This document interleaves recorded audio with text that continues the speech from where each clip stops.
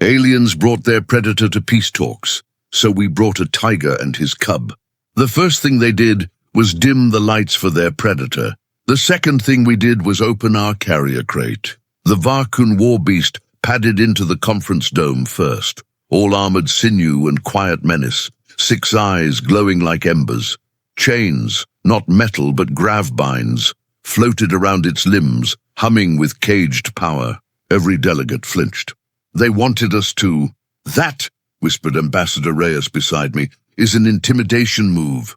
I just tightened my grip on the old leather leash. "They brought their apex," I murmured. "We brought ours." At my feet, Raja shifted. A ripple of muscle under striped fur, eyes catching the starlight bleeding in through the dome. 200 kilos of Earth's history. Beside him, smaller and fuzzier, his cub Luna blinked up at the alien war beast and gave the tiniest, curious chirp. No growl, just interest. Across the table, Supreme Envoy Tharhex raised a crested ridge. "Humans," it said through the translator mesh, "may I present the Varkun Prime. It comes so you understand the power we leash in showing restraint." I could feel the tension spike in the room. The Varkun Prime's 6 eyes scanned the delegates, then locked on me. "Und Raja," on Luna. Raja didn't bare his teeth, didn't cower. He just sat perfectly calm, tail flicking once. I knelt, scratching his neck where the fur ran thicker. "Easy, big guy," I whispered. "New friend." The envoy's crest stiffened. "You brought a terrestrial predator to a peace summit?" "Not just any predator," I said, rising to stand beside Raja. "A tiger. His name is Raja. This is Luna. No gravbines, no muzzle, no neural dampeners." I stepped away from the leash. Hands visible, voice steady. "Watch." Somewhere behind me, security muttered into comms.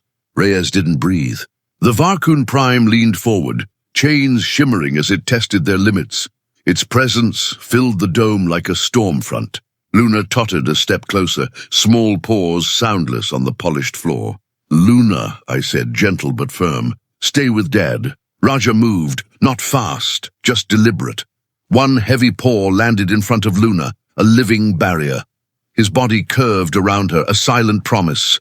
Nothing passes. The Varkun let out a low, rippling snarl. Raja blinked. Then very slowly he looked up at me. We held eye contact for a breath.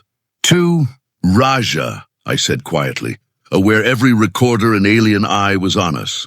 "We're guests. We're here for peace. Show them how we do it." He chuffed, a soft, explosive sound from deep in his chest, and lay down, head on paws, between Luna and the war beast. No fear, no challenge, just a line drawn in fur and muscle. The translator mesh fluttered as Tharhex processed. "You trust this creature," it said, "without restraints, in a room of your leaders." "We raised him," I said. "We tended him when he was sick, played with him, listened to him. We learned his moods. He learned ours. We never broke him to get obedience." I nodded toward the Varkun's gravbines. "You change your predator to get peace," I added softly. "We offered ours trust." Silence spread like ink. One of Tharhex's junior aides clicked nervously. "If it decides to attack," Reyes spoke up, voice quiet but firm. "Our handler will put herself between us and the tiger. That's not hypothetical. We've seen it." Tharhex tilted its head. "You would stand between your predators and your own kind." I glanced down at Raja, then at Luna rubbing her cheek against his foreleg. "We do it all the time," I said, "for our children, for our mistakes, for each other." The Varkun Prime rumbled, a sound like distant thunder. For the first time, its eyes left us and rested on Raja, really looked at him.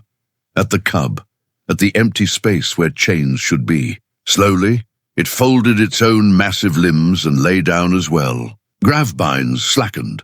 Luna squeaked in surprise and scampered back behind Raja's tail, tiny heart hammering against my ankle. Tharhex's crest lowered in something almost like a bow. "Record this," it said to the room. "The humans do not merely control danger, they befriend it. They stand unbound between risk and those they protect." Its gaze returned to me. "Perhaps," it added, "that is the kind of courage this treaty requires. In every official hollow, the moment is framed the same way. Two predators lying in mirrored poses, one bound by gravity fields, one tethered only by trust. Both turned slightly toward the small, blinking cub between them. History calls it the Day of Two Predators. Raja just got extra chicken that night. And somewhere in the Varkun fleets, commanders began asking a quiet, uneasy question. What kind of species walks into a room of enemies with its predator at heel and no chains? If this touched you, show your love in whatever way feels right.